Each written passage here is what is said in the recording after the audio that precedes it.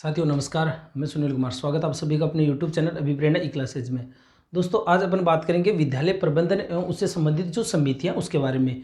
विद्यालय प्रबंधन और उसकी समितियों के बारे में अपन बात करेंगे। इससे पहले लगभग 5 मिनट का ये जो विद्यालय प्रबंधन है उसके बारे में अपन थोड़ी सी चर्चा कर लेते हैं। देखिए, सबसे पहले अपन बात करें कि जो प्रबंधन है उसको अपन सामान्यतः कहते हैं मैनेजमेंट। मैनेजमेंट वास्तव में है क्या? व्यक्तियों द्वारा जो कुशलतापूर्वक किसी भी कार्य को मैनेज करना, यानी अपन कह सकते हैं उस कार्य को अच्छी तरीके से व्यवस्थित करना ही क्या है? प्रबंधन कहलाता है। देखिए, पीटर ड्रेकर ने एक परिभाषा दी है। पीटर ड्रेकर ने परिभाषा क्या दी है कि पूर्व निर्धारित लक्ष्यों की प्राप्ति के लिए किए जा रहे जो संगठित प्रयास है उस प्रक्रिया को हम क्या कह सकते हैं? प्रबंधन कह सकते हैं। पीटर ड्रेकर जो है उनको विद्यालय प्रबंधन के अंतर्गत अगर बात करें तो उनको प्रबंधन का जनक कहते हैं। पीटर ड्रेकर को क्या कहते हैं अपन? प्रबंधन का जनक कहते हैं। किसको? पीटर ड्रेकर को प्रबंधन का जनक कहते हैं। अब देखिए, इसके अंतर्गत आधुनिक प्रबंधन का जो जनक है वो कोई और है, वैज्ञानिक प्रबंधन का जनक कोई और है। तो ये आपको पता होना जरूरी है कि जो प्रबंधन का जो जनक है वो तो अपन किसको कहेंगे? पीटर ड्रेकर को। ठीक है।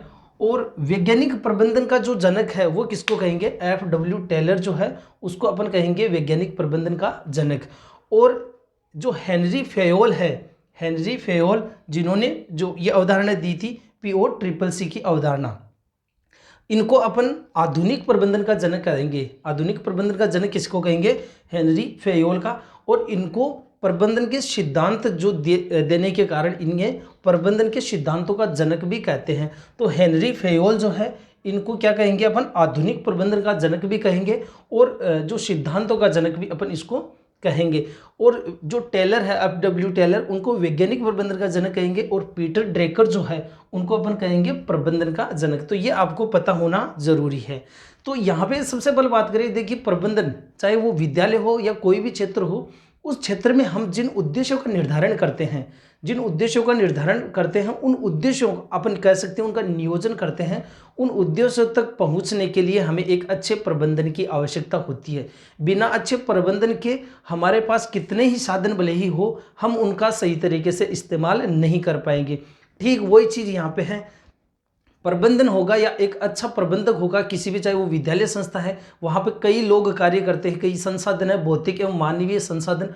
उन लोगों के बीच में या अपन कहेंगे उन संसाधनों के बीच में अगर अच्छा तालमेल रहेगा तो वैसी स्थिति में हमें अनुकूलतम परिणाम मिलेगा, या हमने जिन उद्देश्यों का निर्धारण किया है उन उद्देश्यों तक हमें पहुंच सकेंगे। कब? जब एक अच्छा प्रबंधक होगा और उस जो संगठन है, चाहे वो लोग है या कोई भी फर्नीचर है, बिल्डिंग है, उसको अच्छी तरीके से हम काम में लेंगे। तो ये सब डिपेंड किस पे करता है? प्रबंधन के ऊपर करता है कि प्रबंधन करने वाला कौन है। ठीक है। तो यहाँ पे सबसे पहले बात करते हैं शैक्षिक प्रशासन। शैक्षिक प्रशासन का अर्थ क्या है? शिक्षा के वातावरण में प्रशासन के नियमों एवं सिद्धांतों के उपयोग से। शिक्षा के वातावरण में शैक्षिक प्रशासन क्या है? शिक्षा के वातावरण में जो नियम है, सिद्धांत, उनको अपन उपयोग में ले रहे हैं तो वो चीज़ क्या कहलाएगी? शैक्षिक प्रशासन। और शैक्षिक जो प्रबंधन है उसकी जो परिभाषा मैंने बताई थी पीटर ड्रेकर की महत्वपूर्ण परिभाषा, जिनको प्रबंधन का जनक भी अपन कहते हैं, उनकी परिभाषा क्या है?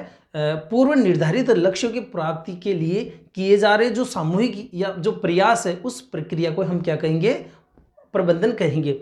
शैक्षिक प्रबंधन की अगर अपन बात करें तो क्या है? जब 2 या 2 से अधिक व्यक्ति जब उद्देश्यों की प्राप्ति के लिए सामूहिक प्रयास करते हैं, जो सामूहिक प्रयास किया जाता है वो एक तरीके से क्या है? लोगों का एक संगठन होता है, तब उनकी क्रियाओं को समन्वित किया जाता है। देखिए, लोग कई कार्य करते हैं, अगर उनके बीच में तालमेल नहीं होगा, समन्वय नहीं होगा, या अपन कह सकते हैं उनके बीच में कोई कोऑर्डिनेशन नहीं होगा, तो वैसी स्थिति में क्या होगा? लोग अलग अलग दिशाओं में कार्य करेंगे। तो लोग कार्य कर रहे हैं लेकिन उनके बीच में तालमेल होना बहुत जरूरी है। समन्वय के अभाव में क्या होता है कि कोई भी कंपनी है, क्योंकि आप सबको पता है कि ये जो अवधारणा है वो व्यापार से ली गई है। प्रबंधन की जो अवधारणा अपन आज शिक्षा के क्षेत्र में देख रहे हैं, तो यहाँ पे जरूरी है अगर उनके बीच में समन्वय नहीं होगा, तालमेल नहीं होगा, तो वैसी स्थिति में क्या होगा? अधिक लागत होगी और उत्पादन कम होगा, या अपन कह सकते हैं खर्चे, एक्सपेंसेस बहुत हो गए और हमें रिजल्ट उस अनुपात में नहीं मिलेगा जिस अनुपात में हमने उद्देश्यों का निर्धारण किया है। तो उनको समन्वित किया जाता है। इसके अतिरिक्त संसाधनों को इस तरीके से संगठित और उपयोग करना पड़ता है ताकि अनुकूलतम परिणामों की प्राप्ति हो सके। देखिए आप सबको पता है कि विद्यालय में कई अध्यापक कार्य करते हैं और उसके बीच में अपन कह सकते हैं कई प्रकार का भौतिक संसाधन भी होता है।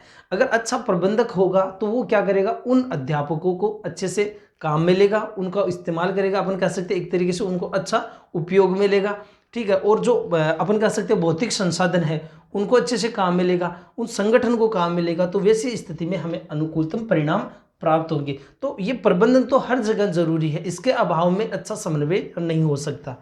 प्रबंधन की परिभाषा की बात करें अब डब्ल्यू टेलर के अनुसार, प्रबंधन यह जानने की कला है कि क्या करना है और उसे करने का सबसे सुलभ तरीका कौन सा है। ये तो पता है, कई बात सबसे पहली तो बात ये आती है हमको ये पता नहीं होता कि क्या करना है, ठीक है। उद्देश्यों का निर्धारण नहीं होता तो अपन क्या होते हैं, उस नाविक के समान है कि जो अपन इधर उधर भटकते रहते हैं। तो यहाँ पे ये है कि सबसे पहले अपन को ये जानना जरूरी है कि हमें क्या करना है और उसे करने का सबसे सुलभ तरीका क्या है। एक अच्छा प्रबंधक होगा तो वो सबसे पहले इसी पर कार्य करेगा। इसीलिए वैज्ञानिक प्रबंधन का जनक किसको कहते हैं, एफ.डब्ल्यू. टेलर को। इसके बाद में अपन बात करें शैक्षिक प्रबंधन किसे कहेंगे, जेबिस यर्स के अनुसार शैक्षिक प्रबंधन एक प्रक्रिया है जिसका संबंध एक ऐसी व्यवस्था करने से है जिसमें संपूर्ण शैक्षिक कार्यक्रम सफलतापूर्वक व्यवहारिक रूप से संपन्न हो सके। देखिए एक तो होते हैं सैद्धांतिक रूप से किसी कार्य को कंप्लीट करना और दूसरा तरीका है उसको व्यवहारिक रूप से कार्य करना। व्यवहारिक रूप से एक लोकतांत्रिक तरीका अपन उसको कह सकते हैं जिसके बीच में क्या होता है, लोगों के बीच में एक अच्छा संप्रेषण होता है, अच्छा तालमेल होता है। आगे देखिए इसमें शैक्षिक जो प्रबंधन है इसके बारे में जस्ट बाद में अपन बात करेंगे। तुरंत जो विद्यालय प्रबंधन जो समिति एसएमसी है उसकी जो कितनी समितियां होती है उनके बारे में विस्तृत बात करेंगे। तो पूरा ये जो वीडियो है लगभग 20-25 मिनट का होगा, तो आप पूरे वीडियो को जरूर देखिए क्योंकि आपको पता है कि शैक्षिक परिदृश्य से संबंधित जो पार्ट है वो काफ़ी महत्वपूर्ण है, तो इन चीज़ों को अपन हल्के में नहीं ले। शैक्षिक प्रबंधन की जो प्रकृति की बात करें तो यह क्या है, शैक्षिक प्रबंधन की जो प्रकृति कला एवं विज्ञान दोनों है। कला के बारे में बात करें तो देखिए जो प्रबंधक जो होता है उसके सामने विभिन्न प्रकार की अलग अलग परिस्थितियां आती है।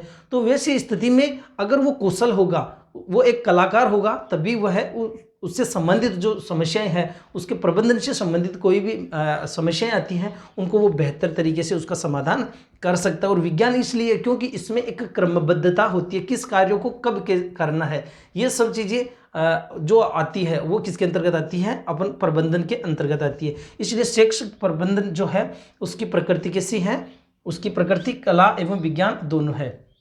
सेकंड है प्रबंधन संगठन के विकास का साधन है। देखिए इस चीज़ को आपको समझना है कि जो विद्यालय होता है या कोई भी कंपनी होती है उसके अंतर्गत जो संगठन होता है, लोगों का जो संगठन होता है वो क्या होता है, एक तरीके से साधन के रूप में कार्य करता है।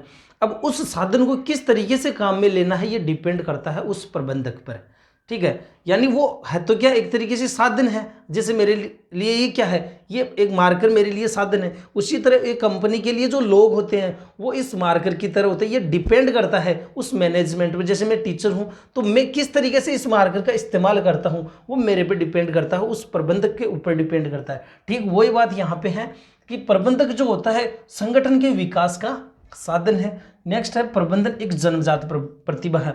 देखिए प्रबंधक हर कोई नहीं बन सकता, बनने की कोशिश सब कर सकते हैं लेकिन उसमें कुशलता नहीं आ सकती। क्यों? क्योंकि प्रबंधक एक कौशल है, स्किल्स है, वो एक जन्मजात प्रतिभा होती है, हालांकि उसमें प्रशिक्षण का भी योगदान होता है। तो प्रबंधक एक अपन इसको क्या कह सकते हैं, एक जन्मजात प्रतिभा होती है। हर कोई व्यक्ति प्रयास करने से अच्छा प्रबंधक नहीं बन सकता, उसमें वो कुछ जन्मजात गुण भी उसके अंतर्गत होने चाहिए। तो प्रबंधन अपन कह सकते हैं एक जन्मजात प्रतिभा है। फिर प्रबंधक एक सार्वभौमिक प्रक्रिया, क्योंकि प्रबंधक जो है प्रबंधन अपन कह सकते हैं ये सार्वभौमिक प्रक्रिया क्यों है, क्योंकि इसके जो नियम है, सिद्धांत है, सभी जगह व्याप्त है, चाहे किसी भी देश हो, काल हो। अगर वहाँ पे प्रबंधन की बात आती है तो उसके अंतर्गत नियोजन है, समन्वय है, संगठन है, अपन कह सकते हैं अभिप्रेरणा है, ये सब चीज़ें उसके अंतर्गत कमोबेश देखने को मिलती है। फिर है प्रबंधन एक अधिकार व्यवस्था है। देखिए अधिकार व्यवस्था का मतलब क्या, जो मैनेजर होता है, प्रबंधक होता है, वो क्या लोगों को निर्देश देता है। तो इस कारण से अपन इसको क्या कर सकते हैं, ये एक अधिकार व्यवस्था है। इसके अंतर्गत दो तरीके हो सकते हैं, एक तो केंद्रीकरण और दूसरा होता है विकेंद्रीकरण। केंद्रीकरण के अंतर्गत क्या होता है कि जो भी निर्णय लिए जाते हैं उसके अंतर्गत सिर्फ और सिर्फ जो उच्च अधिकारी है वो ही उनकी महत्वपूर्ण भूमिका होती है। जब ये विकेंद्रीकरण होता है उसमें शक्तियों का बंटवारा करना, विकेंद्रीकरण की क्या होता है, शक्तियों का बंटवारा करना। तो यहाँ पे क्या होता है प्रबंधन में कि कुछ निर्णय ऐसे होते हैं जिसमें लोगों को सम्मिलित करना होता है, वो अपनी उनकी भी जो निम्न से निम्न अपन कह सकते हैं अधीनस्थ जो भी कर्मचारी है उनकी भी महत्वपूर्ण भूमिका होती है। आगे अपन बात करते हैं इसकी विशेषताओं की, प्रबंधन की विशेषता। देखिए प्रबंधन की विशेषताओं की बात करें तो यह एक गत्यात्मक या गतिशील प्रक्रिया है। प्रबंधन क्या है, गतिशील प्रक्रिया, क्योंकि इसमें विभिन्न प्रकार की परिस्थितियां जो है बदलती रहती है, इसलिए प्रबंधन क्या है, एक गतिशील प्रक्रिया है। दूसरा, प्रबंधन एक सतत प्रक्रिया यानी लगातार निरंतर जारी रहने वाली प्रक्रिया। जब लक्ष्य की प्राप्ति हो जाती है तब भी प्रबंधन वहाँ पे लागू होता है, ठीक है। फिर प्रबंधन एक संगठित प्रक्रिया है। क्यों है संगठित प्रक्रिया की, किसी भी उद्देश्यों की प्राप्ति करने के लिए जो संगठन होता है, वो व्यक्तियों का जो समूह होता है वो संगठित होकर कार्य करता है। भाई किसी भी लक्ष्य को तब तक प्राप्त नहीं किया जा सकता जब तक उस जो लोग हैं अपन कह सकते हैं या जो व्यक्ति है वो संगठित होकर कार्य नहीं करेंगे। तो दो या दो से अधिक व्यक्ति है। फिर प्रबंधन एक सामाजिक प्रक्रिया। प्रबंधन को सामाजिक प्रक्रिया क्यों कहा गया, देखिए भौतिक संसाधन भी होते हैं, ठीक है, जैसे फर्नीचर, बिल्डिंग वगैरह भौतिक संसाधनों के अंतर्गत आ गए। मानवीय संसाधन, तो मानवीय संसाधन जो लोग हैं, प्रबंधन में लोगों की महत्वपूर्ण भूमिका होती है, इसलिए लोगों की अपन कह सकते हैं व्यक्तियों की महत्वपूर्ण भूमिका होने के कारण इसको अपन क्या कहेंगे, प्रबंधन को एक सामाजिक प्रक्रिया कहेंगे। फिर है उद्देश्यों की विद्यमानता। देखिए कोई भी अपन मैनेजमेंट कर रहे हैं तो कहीं ना कहीं उसमें निश्चित रूप से एक उद्देश्य उसमें होगा। फिर है अमूर्त प्रक्रिया।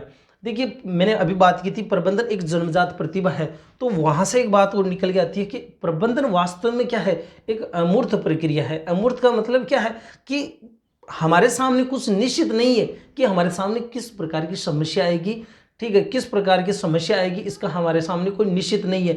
एक अच्छा प्रबंधक होगा उसके सामने किसी भी प्रकार की समस्या है वो निश्चित रूप से अपनी अमूर्त बुद्धि का इस्तेमाल करते हुए उस परिस्थिति को, उस समस्या को अच्छी तरीके से मैनेज करेगा। तो अपन इसको कह सकते हैं अमूर्त प्रक्रिया। आगे अपन बात करते हैं प्रबंधन के जो कार्य है दो प्रकार के बताइए। इसमें एक तो हेनरी फेयोल जो है उसने POCCC की अवधारणा दी थी, और जो लूथर गुलिक है जिसको शैक्षिक प्रबंधन के नियोजन का जनक कहते हैं। शैक्षिक प्रबंधन में अपन शैक्षिक प्रबंधन पढ़ रहे हैं, उसमें नियोजन का जनक किसको कहेंगे, लूथर गुलिक को। देखिए अलग अलग चीजें हो गई। प्रबंधन का जनक किसको कहेंगे, पीटर ड्रेकर को। वैज्ञानिक प्रबंधन का जनक किसको कहेंगे, FW टेलर को। आधुनिक प्रबंधन का जनक किसको कहेंगे, हेनरी फेयोल को, ठीक है। और प्रबंधन के सिद्धांतों का जनक भी हेनरी फेयोल को कहेंगे। और यहाँ पे शैक्षिक प्रबंधन में नियोजन का जनक, देखिए नियोजन प्लानिंग, यहाँ पर भी प्लानिंग है, तो नियोजन का जो जनक किसको कहेंगे, अपन लूथर गुलिक को। अब देखिए कई बार क्या होता है कि कुछ चीज़ें हमारे लिए बहुत आसान होती है लेकिन हम थोड़ा सा जल्दीबाजी या धैर्य नहीं रखने के कारण हम गलतियां कर देते हैं। तो क्या होता है, जैसे निम्न में से कौन सा हेनरी फेयोल ने अपनी अवधारणा में कार्य नहीं बताया था, तो जैसे इसमें से 3 ये दे दिए और एक डायरेक्टिंग दे दिया गया। तो आपको ये पता होगा कि निर्देशन हालांकि होता है प्रबंधन के अंतर्गत, लेकिन हेनरी फेयोल ने उसको नहीं बताया, ठीक है। तो यहाँ पे आपको ध्यान रखना है कि फेयोल का 5, फेयोल तो इससे जोड़ लेना 5, तो 5 कौन से है, POCCC, फेयोल का 5, इस चीज़ को याद रखना। तो ये 5 कार्य बताया किसने, फेयोल ने। तो वैसे ये 5 आप याद रखोगे तो दूसरा ये अपने आप आपको याद रह जाएगा। निश्चित रूप से कई बार छोटी छोटी चीज़ें हमारे लिए बहुत सहायक होती है।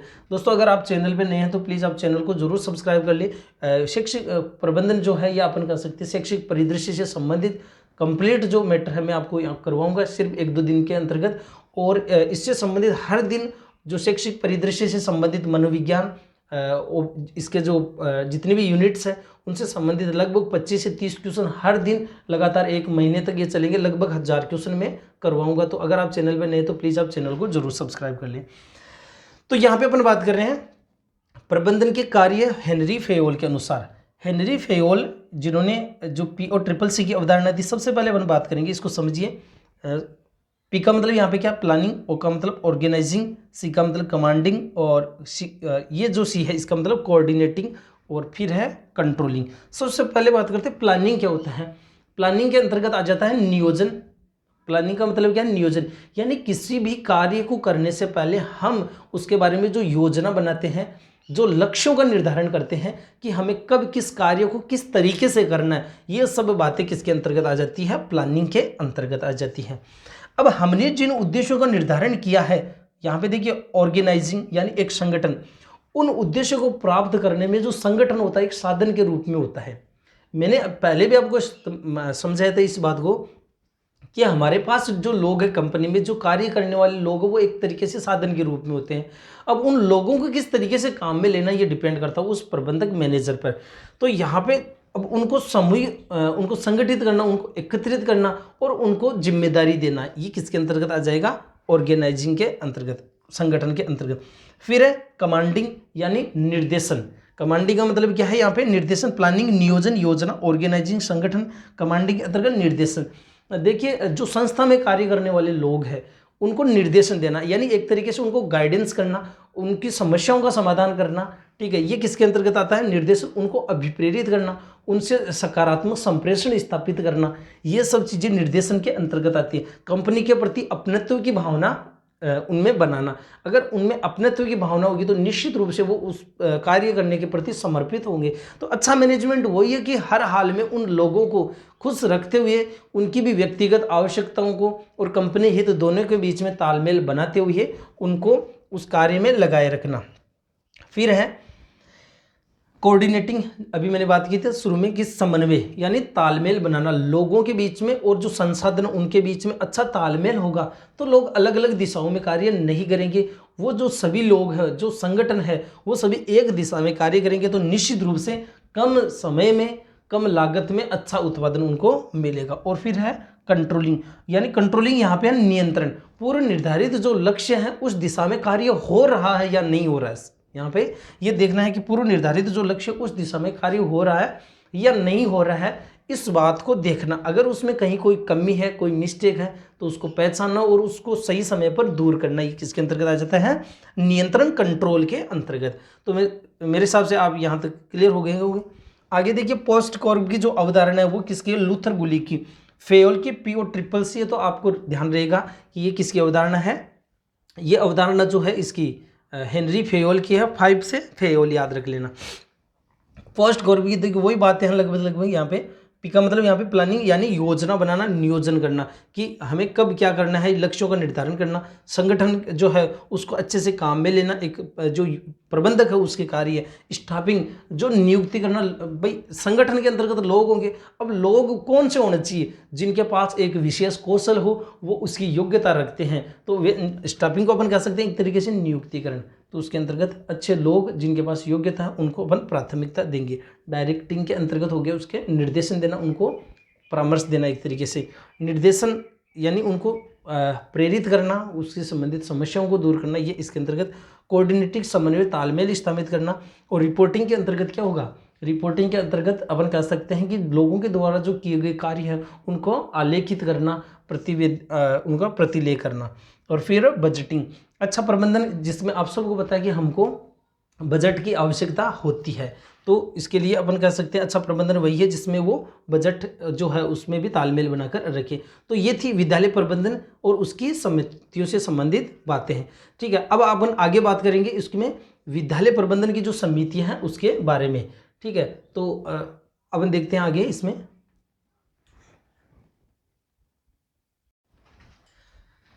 देखिए अब अपन बात कर रहे हैं विद्यालय प्रबंधन समिति की। देखिए विद्यालय प्रबंधन जो समिति है, जिसको अपन कह सकते हैं स्कूल मैनेजमेंट कमेटी, आप सबको पता है कि RTE जो 2009 है उसकी जो धारा 21 है उसमें स्पष्ट रूप से कहा गया है कि एक SMC का गठन होगा, जो भी राज्य सरकार से स्वीकृत जो विद्यालय है उनके अंतर्गत SMC का राजकीय जो विद्यालय, उनमें विद्यालय प्रबंधन समिति का गठन होगा। कौन सी धारा के तहत? 21(1) के तहत।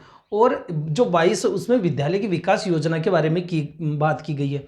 और RTE की अगर बात करें जो नियमावली है 2011, उसमें जो धारा 3, 4, 5 है उसमें भी SMC का प्रावधान किया गया। देखिए मैंने पहले बात की थी कि विद्यालय प्रबंधन यानी विद्यालय में मैनेजमेंट करना, अब होता क्या है कि देखिए पहले जो शक्तियाँ थी अपन कह सकते एक व्यक्ति के पास न होकर उन शक्तियों का विकेंद्रीकरण होगा ना, तो कहने का मतलब वो कार्य है गुणात्मक रूप से अच्छा होगा। तो इसी परिप्रेक्ष्य में विद्यालय प्रबंधन समिति का गठन किया गया, ताकि जो शक्तियाँ एक संस्था प्रधान के पास न होकर अभिभावकों के पास, अन्य अध्यापकों के पास भी वो रहे। दूसरी बात अपन कह सकते हैं जन सहभागिता, यानी लोग जो है अभिभावक है वो भी स्कूल के विकास के, बालक के सर्वांगीण विकास में सहभागी बने। इस उद्देश्य से विद्यालय प्रबंधन समिति का गठन किया गया।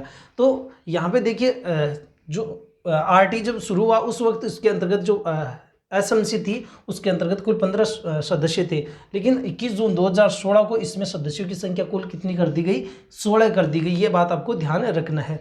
अब इसमें जो एग्जाम के दृष्टिकोण से अगर अपन बात करें तो सबसे महत्वपूर्ण जो बातें हैं, पहली बात आपको ये पता होना जरूरी है कि एसएमसी जो विद्यालय प्रबंधन समिति होती है, विद्यालय को मैनेजमेंट करने से संबंधित जो कमेटी होती है, उसका जो अध्यक्ष कौन होता है, उसका अध्यक्ष हमेशा अभिभावक होगा। प्राथमिक जो भी विद्यालय है 1 से 8 तक, क्योंकि जो 9th से 12th वहाँ पे एसएमसी ना होकर एसडीएमसी होती है, विद्यालय विकास एवं प्रबंधन समिति। वहाँ पे जो अध्यक्ष होता है वो प्रधानाचार्य होता है। ये बात आपको सबसे ज़्यादा ध्यान रखनी है। तो विद्यालय प्रबंधन जो समिति है उसका अध्यक्ष कौन होता है, अभिभावक होता है। विद्यालय प्रबंधन समिति एसएमसी है, उसका अध्यक्ष कौन होता है, अभिभावक। और उसका सचिव कौन होता है, वो सचिव होता है संस्था प्रधान। ये बात तो आपको पता होना जरूरी है। तो एसएमसी जो है उसका अध्यक्ष तो कौन होता है, अभिभावक, और सचिव कौन होता है, संस्थापन। अब हमारे दिमाग में ये चीज़ आती है कि अभिभावक में से कौन सा अभिभावक होगा, तो भाई जितने भी एसएमसी की 2 समितियां होती है, ये बात आपको सबसे महत्वपूर्ण जानना है कि विद्यालय की जो एसएमसी होती है उसके अंतर्गत 2 समितियां होती है। एक तो होती है साधारण सभा और दूसरी होती है कार्यकारिणी समिति। इसको आराम से समझिए, लगभग 10 मिनट का ये वीडियो है।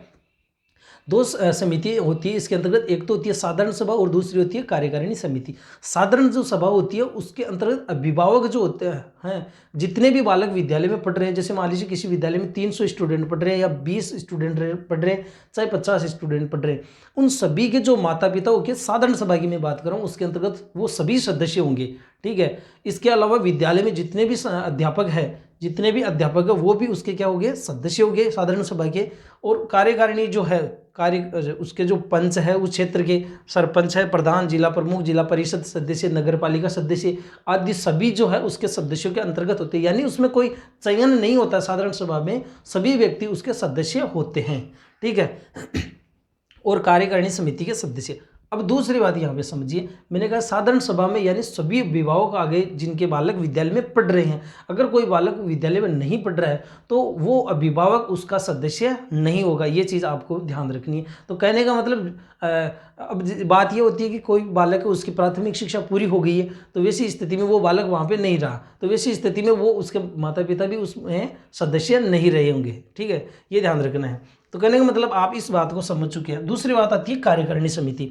साधारण सभा के जो सदस्य होते हैं ना, वो ही जो कार्यकारिणी समिति का गठन करते हैं। कार्यकारिणी जो समिति होती है क्यों होती है कि भाई एक कुछ लोगों को जिम्मेदारी दे दी जाती है कि आप सब देखते हैं कि हम घर में कहीं भी कोई कार्य करते हैं, चाहे शादी विवाह कोई भी कार्य, उसमें हम अगर लोगों को कुछ जिम्मेदारी दे दी जाती है तो वो कार्य अच्छा होता है। अगर हम किसी को जिम्मेदारी नहीं देते हैं तो वैसी स्थिति में वो कार्य लोग अधिक होते हुए भी वो कार्य नहीं कर पाएंगे, और अगर जिम्मेदारी दी जाती है तो कम लोग भी उसको अच्छे तरीके से कर सकते हैं। यही मैनेजमेंट है, यही प्रबंधन है जो अभी हमने पहले बात की थी। अब इसमें देखिए, जो साधारण सभा के जो सदस्य हैं वो कार्यकारिणी समिति का गठन करते हैं, यानी उसमें जो सदस्यों का निर्वाचन करते हैं। अब यहाँ पे बात समझने वाली क्या है कि कार्यकारिणी जो समिति है उसके अंतर्गत, 1 मिनट में पहले बात करूँ इससे पहले मैंने कहा जो बातें कि इसमें जो सदस्य की समाप्ति, इसके चलो बाद में बात करेंगे। कार्यकारिणी जो समिति है उसके अंतर्गत कुल 16 सदस्य होते हैं। कुल कितने सदस्य होते हैं? 16 सदस्य होते हैं।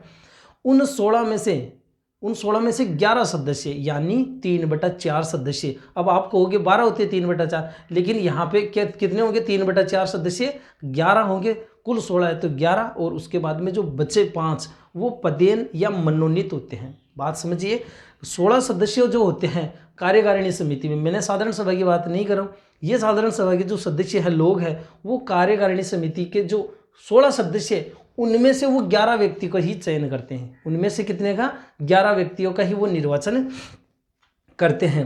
अब वो 11 सदस्य कौन होंगे? वो साधारण सभा के जो लोग थे ना, अभिभावक थे, उन्हीं में से 11 व्यक्तियों का चयन किया जाता है। ठीक है, अब वो जो 11 व्यक्ति है, वो 11 व्यक्ति अपने में से किसी एक अध्यक्ष का निर्वाचन करेंगे। कौन? अब उस अध्यक्ष का निर्वाचन कौन कर रहा है? वो सभी लोग नहीं कर रहे हैं साधारण सभा के, उस कार्यकारिणी समिति के जो 11 जो व्यक्ति थे वो अपने में से एक अध्यक्ष का निर्वाचन कर रहे हैं। तो ये बात आप समझ चुके हैं। बाकी के जो 5 सदस्य होते हैं वो होते हैं मनोनीत। ठीक है, अब इसके बारे में भी अपन बात करेंगे। जो अब इसमें एक बात और ध्यान रखनी, दूसरी जो 16 सदस्य हैं कुल, उनमें से उन साधारण सभा के द्वारा कितने चयन होंगे? 11 सदस्य। अब यहाँ पे इस बात को छोड़ो, दूसरी बात आप ये पहली बात ये भी ध्यान रखना कि उन 16 सदस्य है किसमें? कार्यकारिणी समिति में। उन 16 सदस्यों में से 8 तो यानी 50% महिलाएं होना अनिवार्य है। समझिए, 16 में से आप एक ही चीज़ ध्यान रख लो कि कार्यकारिणी समिति में कुल कितनी महिलाएं होनी चाहिए? 50% महिलाएं, यानी 8 महिलाएं उसमें होना जरूरी है कम से कम। ठीक है, अधिकतम हो तो कोई दिक्कत नहीं, लेकिन कम से कम 8 महिलाएं तो होनी जरूरी है। पहला क्वेश्चन अगर ऐसा आता है उसमें कोई दिक्कत नहीं। दूसरी बात यह है कि उन 16 सदस्यों में से 11 सदस्य का चयन उन लोगों में से साधारण सभा में से हुआ, लेकिन यहाँ पे एक बात ये भी है कि उन जो 11 लोगों का चयन हुआ है साधारण सभा में, उनमें भी महिलाओं को प्राथमिकता दी गई है कि अनिवार्य रूप से उन 11 में भी 6 महिलाएं होना जरूरी है। समझे, यानी दो बातें यहाँ अलग अलग है कि कुल में से यानी 16 सदस्यीय कार्यकारिणी समिति, आपको इतना पूछा जाता है कार्यकारिणी समिति में कितनी महिलाओं का होना जरूरी है? 50% यानी 8 महिलाओं का होना। और अगर आपको ये कहे कि कार्यकारिणी समिति में जो लोगों साधारण सभा द्वारा जो चयनित 11 व्यक्ति होते हैं उनमें से कितनी महिलाओं का चयन होना जरूरी है? अनिवार्य रूप से 6 महिलाओं का। उन 6 में भी एक SC की और एक ST यानी एक अनुसूचित जाति और एक अनुसूचित जाति की महिला हो। अगर नहीं हो तो एक अलग बात है, लेकिन 6 महिला तो होनी ही चाहिए। जैसे कोई क्षेत्र ऐसे होते हैं जहाँ पर SC की आबादी नहीं होती या ST की आबादी नहीं होती है, तो वो कोई इश्यू नहीं है। मेन चीज़ है अगर है तो उनको एक एक को लेना ही होगा अनिवार्य रूप से, और अगर नहीं है तो वहाँ पे हर हाल में 6 महिलाएं होनी जरूरी है। वही बच्चे पढ़ रहे हैं तो निश्चित रूप से महिलाओं की कोई कमी भी नहीं है। तो यहाँ पे 16 में से 11 सदस्य उनमें से होंगे, उन 11 में से कितनी महिलाएं होना जरूरी है? 6 महिलाएं। ठीक है, और टोटल की बात करें तो कहने का मतलब 6 तो उनमें से होगी। अब वो 5 है ना, 11 + 5, 5 में से मनोनीत है। अब सोच लीजिए वहाँ पे 6 है तो 5 में से भी 2 होगी, लेकिन ये अनिवार्य नहीं है कि यहाँ पे 2 इनमें से होगा ही, केवल एक महिला का होना अनिवार्य है। मैं इसको विस्तृत रूप से समझाऊंगा आपको। मेन जो बात वो आप समझ चुके होंगे, इसको आगे मैं फिर से रिपीट कर दूंगा। तो देखिए, साधारण सभा है और कार्यकारिणी समिति है, उसमें कुल सदस्य कितने हैं? 16 सदस्य। उनमें से उन साधारण सभा द्वारा कितनों का चयन होता है? 11 सदस्य का। और ये जो 5 सदस्य हैं, कितने? ये 5 सदस्य मनोनीत है। 1 2 3 और ये 2, टोटल कितने हो गए? 11 और 5 कितने हो गए? 16। अब ये 11 है तो कौन से हो गए? साधारण सभा द्वारा चुने गए अभिभावक 11 है। ठीक है, समझिए। इनमें मैंने अभी बताया था कम से कम इनमें 6 महिलाएं होना जरूरी, एक SC की और एक ST की। अब बाकी के 5 की मैं बात करूं, अब आपको क्वेश्चन पूछा जाता है कि कार्यकारिणी समिति का जो पदेन सदस्य कौन होता है? पदेन सदस्य जिस क्षेत्र में विद्यालय स्थित है उस क्षेत्र का जो वार्ड पंच होता है वो पदेन सदस्य होता है। कार्यकारिणी समिति में पदेन सदस्य कौन होता है? वार्ड पंच। अब आपको ऑप्शन दे दिया जाता है संस्था प्रधान, अभिभावक या कोई और, तो वहां पे पदेन सदस्य कौन होगा? वार्ड पंच होगा। ठीक है, पदेन सचिव या आपको केवल सचिव के बारे में पूछे तो भी आपको ध्यान रखना, संस्था प्रधान होता है ना उस विद्यालय का संस्था प्रधान, वो सचिव होता है। ठीक है, और अध्यक्ष कौन होता है? अभिभावक होता है। मैंने पहले बता दिया अध्यक्ष कौन है? अभिभावक। और सचिव कौन होता है? संस्था प्रधान। अब है निर्वाचित अध्यापक। 11 वो हो गए, एक ये पदेन सदस्य हो गया 12 वार्ड पंच, एक संस्था प्रधान हो गया 13। निर्वाचित अध्यापक, निर्वाचित अध्यापक उसमें महिला को प्राथमिकता देनी है। अगर महिला नहीं है, समझिए यहाँ पे महिला नहीं है तो पुरुष को ले लिया जाएगा, पुरुष अध्यापक। तो 13 के बाद में ये हो गया 14। ठीक है, अब आगे हैं मनोनीत सदस्य 2 होंगे। कार्यकारिणी समिति में मनोनीत सदस्य कितने होते हैं? 2। आपको पूछा जाता है निर्वाचित अध्यापक कितने होते हैं? 1। पदेन सदस्य कितने होते हैं? 1 होते हैं। तो निर्वाचित अध्यापक में महिला को प्राथमिकता देनी है, अगर नहीं है तो वैसी स्थिति में वहाँ पे पुरुष। मनोनीत जो सदस्य है उसमें एक महिला अनिवार्य होगी, यानी यहाँ पे मनोनीत सदस्य कितने? 2 है और इनमें एक महिला तो अनिवार्य होगी और एक पुरुष हो जाएगा। यहाँ पे कोई वो अपन कह सकते हैं कोई छूट नहीं है, यहाँ पे अनिवार्य रूप से एक महिला का होना जरूरी है। अब बात आती है, फिर से समझिए इसको, कि यहाँ पे मैंने कहा कि कुल 8 महिलाओं का होना जरूरी है, तो 6 तो यहाँ कम से कम हो ही गई, ठीक है। 6 अगर आपको यहाँ से ले लिए तो क्या करना पड़ेगा, यहाँ पे एक तो ये हो गया 7, ठीक है, और एक वो निर्वाचित महिला हो गई 8, तो हो गया ना कुल 8। अगर समझिए यहाँ पे निर्वाचित अध्यापक मान लीजिए महिला नहीं है, तो वैसी स्थिति में यहाँ पे बढ़ा देंगे, यहाँ पे 7 लेना पड़ेगा। 6 महिलाएं थी, यहाँ पे 7 ले लेंगे, ठीक है। यहाँ पे कितनी थी, 6 थी, और यहाँ पे कितनी है, ये निर्वाचित महिला नहीं है तो वहाँ पे ले लेंगे, तो ये कितनी हो गई 7, और ये एक महिला अनिवार्य रूप से है तो 8 है। तो अनिवार्य रूप से कम 8 महिलाएं तो होना जरूरी है। अब ये बात आप समझ गए। अगर इसमें कोई दिक्कत है तो आप कमेंट कर देना, मैं इसका जवाब दे दूंगा, ठीक है। अब देखिए बैठक की सूचना के बारे में, जो विद्यालय प्रबंधन समिति है उसके अंतर्गत साधारण सभा और एक कार्यकारिणी समिति होती है 2। अब यहाँ पे देखिए कार्यकारिणी समिति का अध्यक्ष कौन होता है, अभिभावक। सचिव कौन होता है, संस्था प्रधान। पदेन सदस्य कौन होता है, वार्ड पंच। निर्वाचित अध्यापक एक महिला और मनोनीत सदस्य। अब देखिए कार्यकारिणी समिति का जो अध्यक्ष है, जो सचिव है, वो ही साधारण सभा का होगा। यानी साधारण सभा के लिए अलग से कोई अध्यक्ष का संस्था अपन कह सकते हैं सचिव का कोई चयन नहीं होता है। कार्यकारिणी समिति का जो गठन करते हैं उनमें जो वही बनाते हैं कार्यकारिणी समिति में 11 जो व्यक्ति, तो 11 व्यक्ति जो है उनमें से वो अपने में से अध्यक्ष चुन लेंगे, और वो जो अध्यक्ष होगा वो साधारण सभा का भी अध्यक्ष होगा, और उसी का साधारण सभा का भी संस्था जो सचिव होगा वो संस्था प्रधान होगा। तो इसमें कोई दिक्कत नहीं है कार्यकारिणी समिति। इसमें ये जरूर आप ध्यान रखना कि ये जो सदस्य है उनमें 16 सदस्य होंगे, 11 तो व्यक्ति कौन होंगे, ये 11 व्यक्ति तो उन साधारण सभा द्वारा कार्यकारिणी के लिए चयन करते हैं 11, और जो 5 होते हैं वो मनोनीत होते हैं, ठीक है। उनमें 5 में कौन कौन होता है, पदेन सदस्य। पहले तो आप ले लो उस वार्ड, याद रखो 11 तो वो अभिभावक है ही, 12वां इसमें हो गया एक वार्ड पंच, एक हो गया संस्था प्रधान 13, ठीक है 13, और उसके बाद एक निर्वाचित अध्यापक 14, और 2 मनोनीत सदस्य एमएलए या विधानसभा जो है उसके एमएलए द्वारा 2, तो कितने हो गए 2 टोटल, 11 और 5 16 हो गए, ठीक है। इसमें महिलाओं के बारे में पूछी जाए तो आप ध्यान रखना वहाँ पे कितने 6 महिलाएं होगी 11 में से, और इनमें मनोनीत में से कितनी महिलाएं, 2 महिलाएं, ठीक है। तो ये टोटल 8 होंगे। अब देखिए बैठक की सूचना, यहाँ पे दोनों में सेम है। मैं यहाँ पे बात कर रहा हूँ बैठक की सूचना साधारण सभा की और यहाँ पे कार्यकारिणी समिति की। देखिए साधारण जो सभा होती है उसमें बैठक 4 दिन पूर्व उसकी सूचना लिखित में किसके द्वारा, लिखित में किसके द्वारा, सचिव के द्वारा, क्योंकि लिखित जो कार्य है मोस्टली सचिव के द्वारा किया जाता है। अब सचिव कौन है, संस्था प्रधान।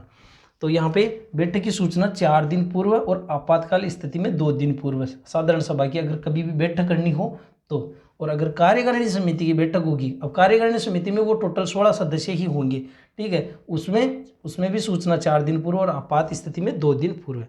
बैठक कितनी होगी, साधारण सभा की बैठक जुलाई से मार्च तक यानी 9 महीने, उसमें 3 बैठकों का होना जरूरी है। कहने का मतलब क्या हो गया, प्रत्येक 3 माह में एक बार बैठक होना तो अनिवार्य है, किसकी, साधारण सभा की।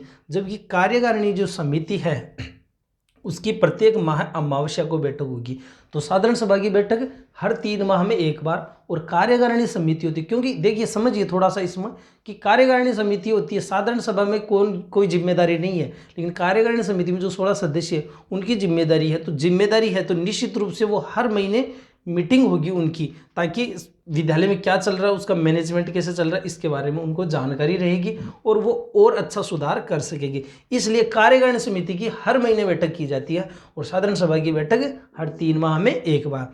गणपूर्ति यानी कोरम, यानी कुल सदस्य, जैसे विद्यालय में पढ़ने वाले जितने भी बालक हो गए और उसके जो वो अपन कह सकते हैं एक तरीके से जो अध्यापक है, उन टोटल को मिला के जो संबंधित कार्य क्षेत्र के पंच वार्ड पंच उनको मिलाकर उनका कम से कम 25%। भाई मीटिंग तो साधारण सभा की भी की जाती है, ऐसा नहीं है कि कभी भी फिर केवल कार्यकारिणी समिति की मीटिंग होती है, साधारण सभा की भी मीटिंग होती है। जब साधारण सभा के लोगों को भी बुलाया जाता है तो वैसी स्थिति में उनका 1/4 यानी 25% जो लोग हैं उनका उपस्थित होना जरूरी है। अगर नहीं उपस्थित होते हैं तो वो भंग हो जाती है, यानी उनको फिर 7 दिन बाद में उसी स्थान पर उसी मुद्दे पर वापस बैठक की जाती है।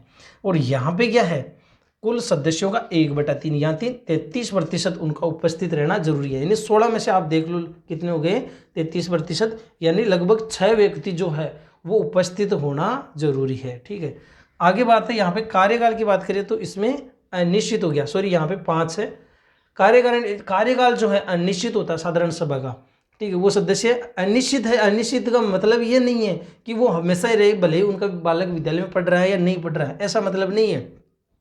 सदस्यता समाप्ति होती है जब मृत्यु हो जाती है, त्यागपत्र है, या उनका स्थानांतरण हो जाता है, या उनकी प्रारंभिक शिक्षा पूर्ण हो जाती है, तो सदस्य समाप्ति। और यहाँ पे क्या होता है, यहाँ पे जो है कार्यकाल, कार्यकारिणी समिति उसका 2 वर्ष ही होता है। कार्यकारिणी समिति का कार्यकाल कितना है, 2 वर्ष है। और या फिर अपन कह सकते हैं कार्यकारिणी के सदस्य बने रहने तक, दोनों में से जो भी कम हो, 2 वर्ष या फिर कार्यकारिणी के सदस्य बने रहते, दोनों में से जो भी कम हो। यहाँ पे सदस्यता समाप्ति कब होती है, कार्यकारिणी समिति के जो 16 व्यक्ति हैं उनकी लगातार 3 बैठकों में अनुपस्थित। कार्यकारिणी समिति की जो हर महीने बैठक होती है उसमें अगर लगातार 3 बार अनुपस्थित रह जाता कोई व्यक्ति, तो वैसी स्थिति में उसकी सदस्यता निरस्त हो जाती है। कानून द्वारा उसको दंडित अगर किया गया तो वैसी स्थिति में उसकी सदस्यता समाप्त हो जाती है। और भ्रष्टाचार में अगर वो लिप्त पाया जाता है तो वैसी स्थिति में उसकी सदस्यता समाप्त हो जाती है। अब देखिए ये बात आप समझ चुके। अब आगे बात करते हैं इसमें अध्यक्ष के कार्य। कार्यकारिणी समिति अध्यक्ष तो केवल उस व्यक्ति का कार्य क्या है, बैठकों की अध्यक्षता करना, निर्णायक मत देना, यानी दोनों तरफ से अगर विवाद की स्थिति हो, समान स्थिति हो, तो वैसी स्थिति में निर्णायक मत देना, बैठकें आहूत करना, ये ठीक है। और समिति का प्रतिनिधित्व करना अध्यक्ष का कार्य, और आय व्यय पर नियंत्रण एवं लेखा जोखा, ये किसका कार्य है, अध्यक्ष का। देखिए कार्यकारिणी जो समिति है, अब यानी टोटल जो 16 सदस्य उनके का क्या कार्य है, विद्यालय के क्रियाकलापों की मॉनिटरिंग करना। मोटे रूप में 2 ही कार्य है उनकी। पहला क्या है, विद्यालय के जो क्रियाकलाप है उनकी मॉनिटरिंग करना, और दूसरा है विद्यालय विकास योजना बनाना। इसके अंतर्गत क्या क्या कार्य आ जाते हैं, जैसे बाल अधिकारों की उनको जानकारी देना। उन 16 सदस्यों का ये कार्य है कि बालकों को उनके अधिकारों के बारे में जानकारी दी जाए, अध्यापकों की नियमित उपस्थिति हो रही है या नहीं है, विद्यालय में लापरवाही तो नहीं चल रही, इस बारे में विशेष रूप से कौन ध्यान रखेगी, कार्यकारिणी समिति। सदस्य तो कई है लेकिन उनकी कोई जिम्मेदारी नहीं है, लेकिन इन कार्यकारिणी समिति में जो 16 सदस्य है उनकी कुछ जिम्मेदारी तय है, तो वो ध्यान रखेगी कि प्रॉपर विद्यालय ओपन हो रहा है कि नहीं हो रहा है, शिक्षक आ रहे हैं कि नहीं आ रहे हैं, कब आ रहे हैं, नहीं कब जा रहे हैं, ये सब चीज़ें। आरटी के दायरे में आने वाले जो बालक है उनका नामांकन होना, और दूसरी बात है उनकी प्रॉपर उपस्थिति सुनिश्चित करना, ठीक है। और फिर है इसमें एमडीएम पर निगरानी, ठीक है, और आय व्यय का वार्षिक लेखा जोखा, और विद्यालय विकास योजना, ये कार्यकारिणी समिति के कार्य है। आगे देखिए सचिव के कार्य, ये आपको समझना है। सचिव जो होता है इसमें आप एक बात महत्वपूर्ण रूप से देखोगे कि कोई भी एजेंडा तैयार करना है, यानी लिखित जो कार्य होंगे मोस्टली सचिव के होंगे। सचिव संस्था प्रधान होता है, और अध्यापक जो है उसको कार्य क्या मोस्टली लेखा जोखा से संबंधित। तो देखिए यहाँ पे देखिए, बैठक का एजेंडा तैयार करना किसका कार्य अगर है, एसएमसी में बैठक का एजेंडा प्लानिंग बनाना, ये किसका कार्य है, ये है सचिव। कौन, संस्था प्रधान होता है सचिव, कौन, संस्था प्रधान। बैठक के आहूत की सूचना, देखिए सूचना यानी वो आहूत तो यहाँ पर भी है, बैठक आहूत करना, लेकिन सूचना देने का कार्य कौन, किसका है, सचिव का। और कार्यवाही विवरण तैयार रखना, यानी अब होता है क्या है कि जैसे 16 सदस्य कार्यकारिणी समिति उसमें बैठक हुई और उन्होंने मान लीजिए क्या कार्रवाई की, आज क्या प्लानिंग थी उनकी, क्या किस मुद्दे पर मीटिंग थी, इसके बारे में वो जो बातचीत हो उसको लिखित में, यानी आज ये बातचीत हुई, इस मुद्दे पर हमारी बातचीत हुई, ये हमको फंड प्राप्त हुआ वगैरह वगैरह, ये जो कंप्लीट बातें हैं वो उसके अंतर्गत है। ताकि मान लो कि साधारण सभा के उसमें कार्यकारिणी में तो 16 सदस्य हैं, लेकिन साधारण सभा का कोई व्यक्ति आ गया, वो कहे कि उस मीटिंग में क्या हुआ, तो वो लिखित में उस रजिस्टर उनको उपलब्ध करवाएगा जिसमें उन्होंने ये सब बातें संधारित की थी, तो उसके आधार पर वो सब बातें देख लेगा। तो दोस्तों ये था अपना विद्यालय प्रबंधन समिति। अब इसमें एक चीज़ और ध्यान देखिए कि एक एसडीएमसी और होती है, मैंने कहा 9th से 12th, उसके बारे में कुछ बेसिक 2-4 बातें ध्यान रखनी है कि एसडीएमसी होती है, इसको जो विद्यालय विकास एवं प्रबंधन समिति एसडीएमसी वो 9th से 12th तक के लिए होती है। लेकिन यहाँ पे सबसे बड़ा अंतर ये है एसएमसी और एसडीएमसी में, एसएमसी में जो अध्यक्ष होता है अभिभावक में से होता है, लेकिन एसडीएमसी जो होती है उसके अंतर्गत अभिभावक न होकर संस्था प्रधान होता है ना, वो उसका अध्यक्ष होता है। तो एसडीएमसी का अध्यक्ष कौन होता है, एसडीएमसी का अध्यक्ष संस्था प्रधान होता है। दूसरी बात यह है कि एसएमसी में सदस्य होते हैं टोटल 16 होते हैं, जबकि एसडीएमसी में टोटल सदस्य होते हैं कितने, 23। एसडीएमसी में टोटल सदस्य कितने होते हैं, 23 सदस्य होते हैं। और बात करें उसकी तो मीटिंग जो है बैठक प्रत्येक अमावस्या को उसकी बैठक होती है, ठीक है। तो ये था उसमें मोटा मोटा अंतर। तो अगर आप चैनल पे नए हैं तो प्लीज़ आप चैनल को ज़रूर सब्सक्राइब करें और दोस्तों तक इसको ज़रूर शेयर करें और लाइक करना भी न भूलें। और इससे संबंधित जो भी वीडियो और भी आपको टेलीग्राम ग्रुप भी मिल जाएगा, और RT 2011 RT 2009 उसका विस्तृत वीडियो देखना चाहते हो तो आपको चैनल पे ज़रूर आप देखिए। धन्यवाद।